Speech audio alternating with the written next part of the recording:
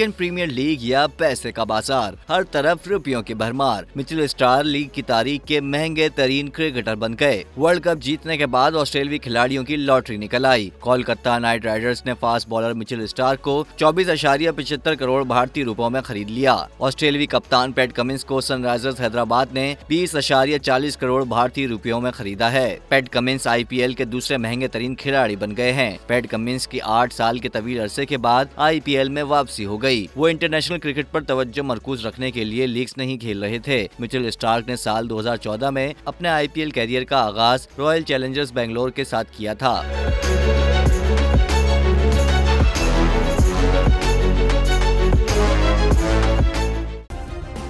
Subscribe करें और bell दबाएं ताकि कोई खबर रह न जाए।